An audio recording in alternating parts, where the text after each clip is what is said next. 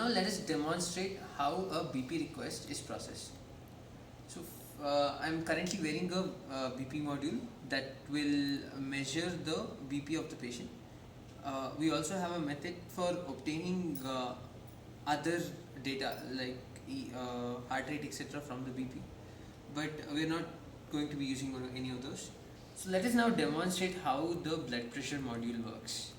So right now I'm wearing the blood pressure module, which tries to detect the pulse and read the BP, and it sends it across. It also has other capabilities such as deriving heart rate out of the obtained blood pressure. So now first from the front end we'll request for BP. The request is sent across the network and is picked up by the respective BP module worn by the patient.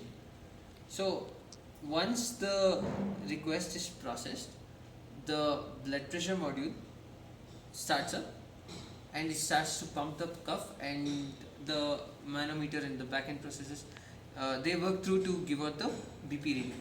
So once the BP reading is obtained,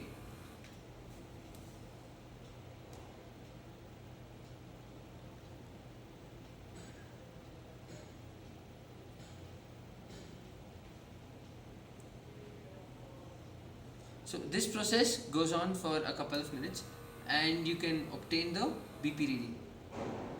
Once again we click on the check reports button and we are directed to a page where the BP has been uploaded.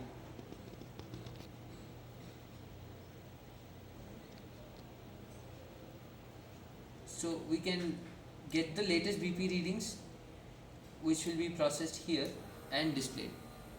You can also go back and check on any of the other readings that have also been taken for the same patient across a particular period of time.